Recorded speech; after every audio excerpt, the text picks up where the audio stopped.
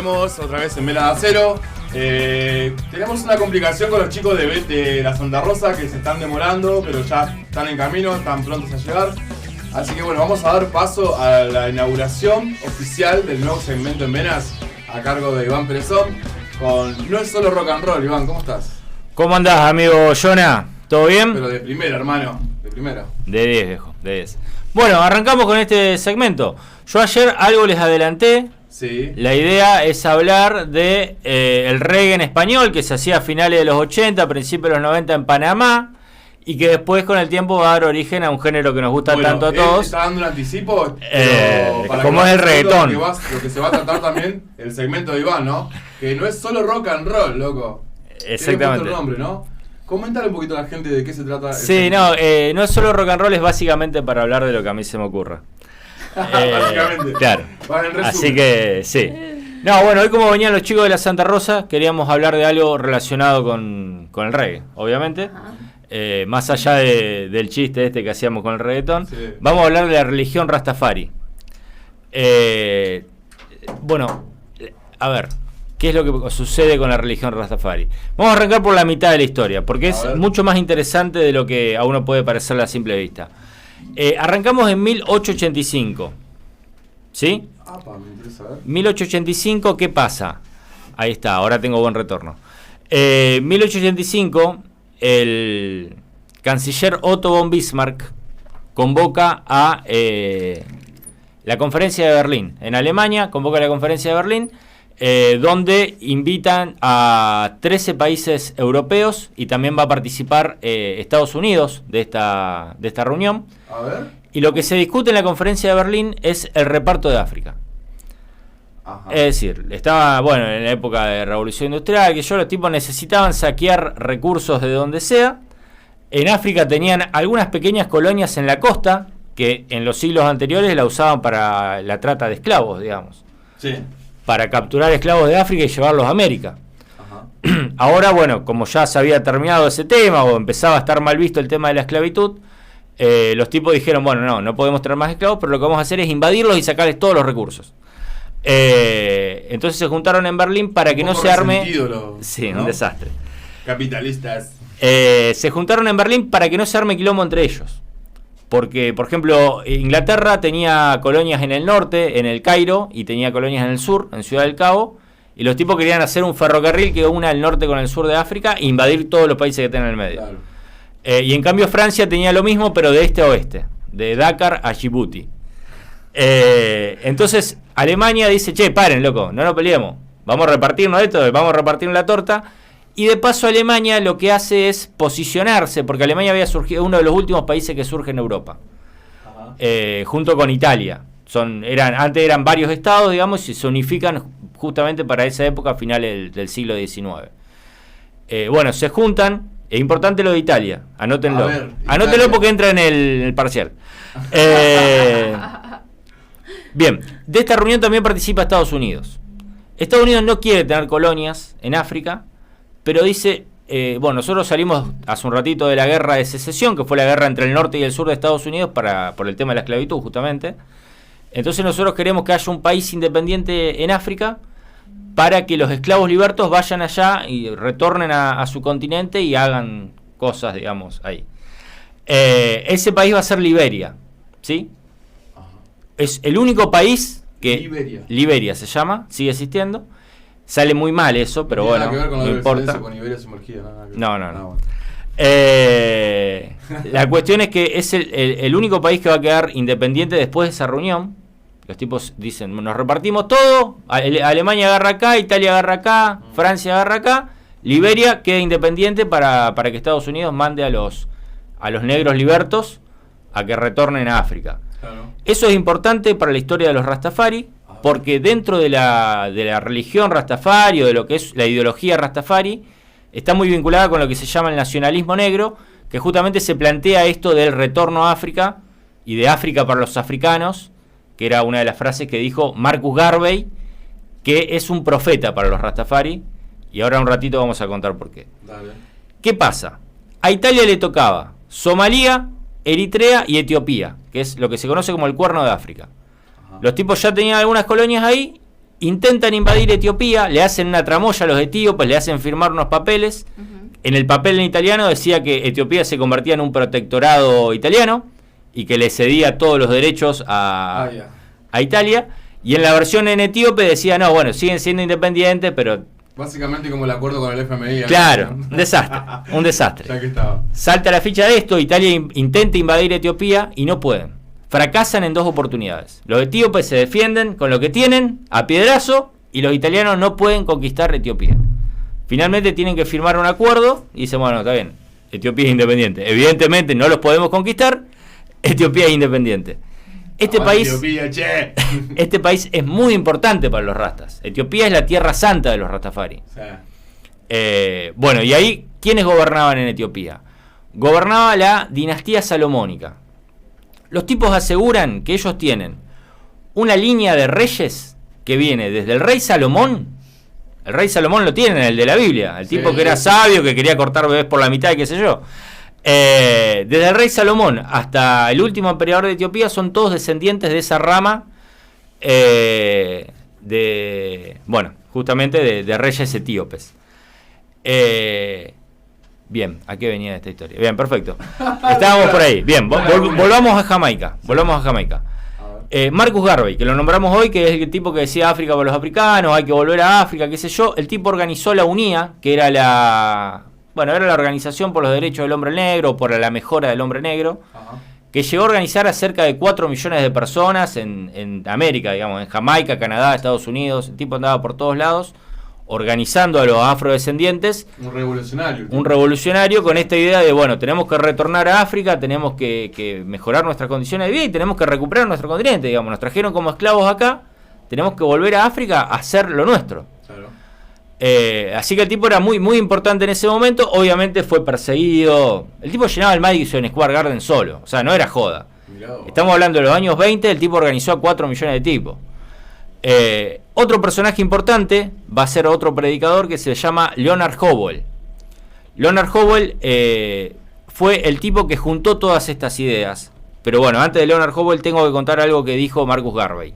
Marcus Garvey dice, miren a África, allí va a ser coronado un rey negro y esa va a ser la señal para el retorno. Esto los rastas lo toman, los rastafari lo toman como una profecía. Dicen, claro, va a venir un rey negro que es el Mesías, básicamente. Los rastas lo toman así. Howell lo dice como, lo dijo figuradamente, digamos, era como una metáfora de, bueno, hay que volver a África. Fíjense que el tipo incluso estaba pensando más en Liberia, que hablamos hace un rato, que en Etiopía. Pero bueno, Howell, que es otro jamaiquino, igual que Garvey, va a agarrar esta historia de lo que dijo Marcus Garvey, de que va a ser coronado un rey negro. Va a ver que en Etiopía acaba de ser coronado un rey negro, que es el Ras Tafari, justamente. Ras era el título de príncipe, y Tafari era el nombre de este muchacho. O sea, el Ras Tafari, que no era el primero de la línea de sucesión, por cosas que pasaron, termina siendo coronado emperador de Etiopía. Y dice, el rey ahí está. De la profecía, ¿no? Este es el rey de la profecía. Claro. Este es el rey de la profecía. El tipo escribe un libro que se llama The Promised Key. The Promised Key. Así, en ese tono. Estando en la cárcel. Porque, ¿qué pasa? Leonard Howell dice, bueno, mi rey es el rey de Etiopía. Claro. Haile Selassie, que es el nombre que toma Rastafari cuando es coronado rey. Sí. Mi rey es Haile Selassie, no es Jorge V de Inglaterra.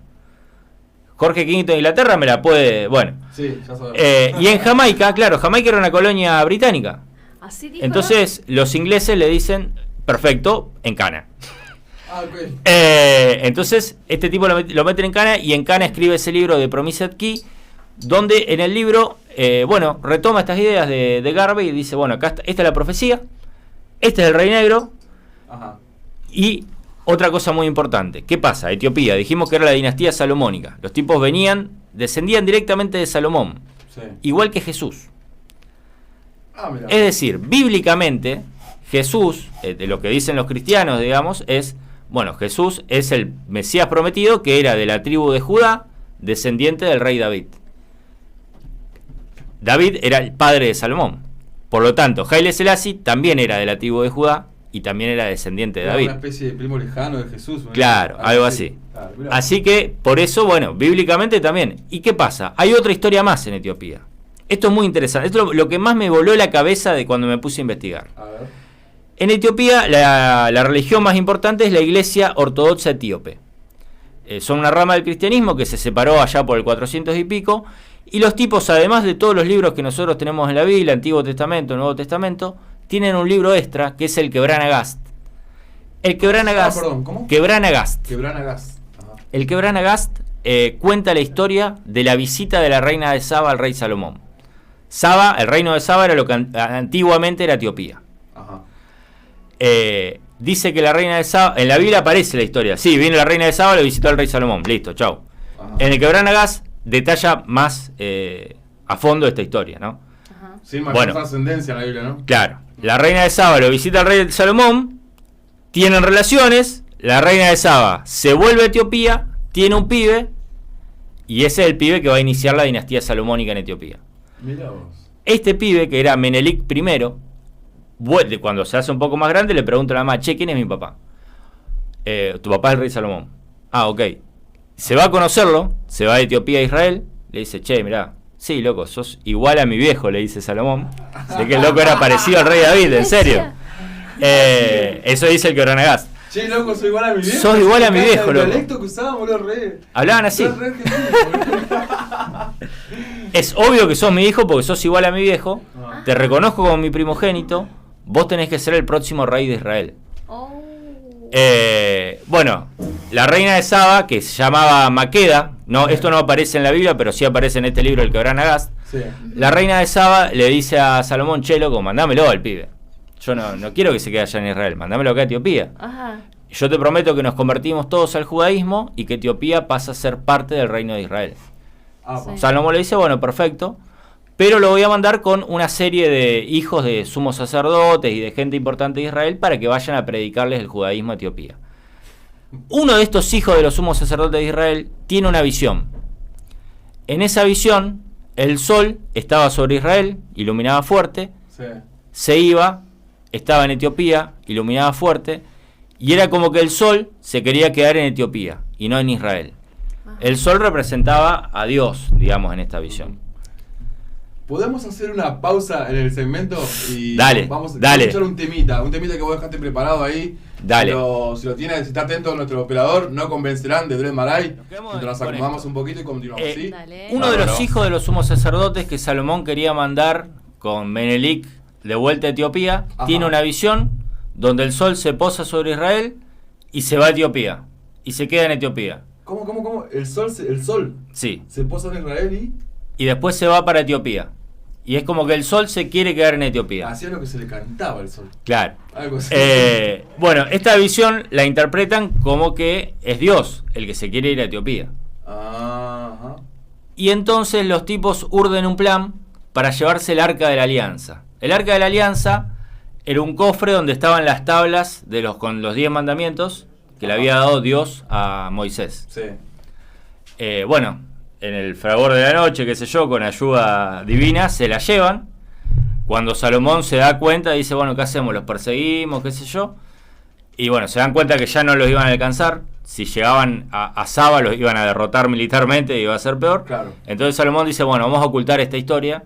Y por eso esa historia no aparece en la Biblia. Pero sí en el Quebran Agast, que es este otro libro, bueno, donde aparecen todas estas O historias. sea que ¿no? porque Salomón no quiso, no se sabe esa historia. Claro, exactamente. Salomón. Hasta el día de hoy los etíopes dicen que tienen el Arca de la Alianza en una capilla que se llama la Capilla de Nuestra Señora de Sion. Y bueno, el Arca de la Alianza solamente la puede ver el sacerdote más importante de esa religión una vez al año. Así que bueno, los etíopes afirman que tienen el Arca de la Alianza hasta el día de hoy. Y todo esto implica que ellos son el pueblo elegido. Es decir, ¿cuál es el mensaje de esta historia? ¿O qué es lo que creen los etíopes, los cristianos ortodoxos etíopes? Que el pueblo de Israel rompió su pacto con Jehová, con Yah, como lo llaman los Rastafari. Ajá, eso te iba a preguntar hoy. ¿Por qué lo llaman ya? Claro. y que por lo tanto, bueno, ahora el pueblo elegido es el pueblo de Etiopía. El etíope. Claro. Bien, volvamos a Leonard Howell, los Rastafari, qué Dale, sé yo. por favor. Leonard Howell cuenta toda esta historia, dice Rastafari, Ajá. que ahora se llama Haile Selassie, sí, es el Mesías, el Dios negro prometido por Marcus Garvey. Así que bueno, y escribe este libro y se empieza a difundir esta religión ahí en Jamaica, también con la idea del retorno a África y todas estas cuestiones, y muchas de las tradiciones de los Rastafari que después se van a pasar al reggae cuando Bob Marley se convierte en esta religión, como por ejemplo el tema de las rastas, el tema de no afeitarse, el tema de usar el gorro, vienen de los judíos ortodoxos. Los judíos ortodoxos no se cortan el pelo, no se afeitan y usan la kipá, que bueno, los Rastafari usan otro gorro porque el pelo de los afro obviamente es diferente al de los... Claro. Que quede ahí un poquito, ¿no? Bueno, ¿cómo termina esta historia? O por ahí resumiendo un poquito. A Leonard Howell lo siguen persiguiendo, lo siguen metiendo en cana en varias oportunidades. A Marcus Garvey también. Termina muriendo a los 52 años en Londres, después de sufrir muchísimas persecuciones. A los rastas en Jamaica, justamente como no juraban lealtad al rey Jorge V de Inglaterra, los perseguían, les cortaban la rasta para humillarlos, y bueno, todas estas cuestiones. Haile Selassie va a visitar Jamaica, va a ser recibido por una gran multitud. En ese momento los Rastafari, como dijimos, eran perseguidos en Jamaica, y sin embargo el gobierno tuvo que pedirle a los Rastafari que organicen a la multitud, porque si no era imposible que el emperador baje del avión por la cantidad de gente que había. Y a partir de ahí los Rastafari, bueno, empiezan a tener un poco más de derecho, podemos decir, en Jamaica. En ese viaje se convierte Bob Marley al rastafarismo. Y bueno, y ahí a partir de ahí se hace mucho más popular la religión, tanto en Jamaica y después con Bob Marley en el mundo, ¿no?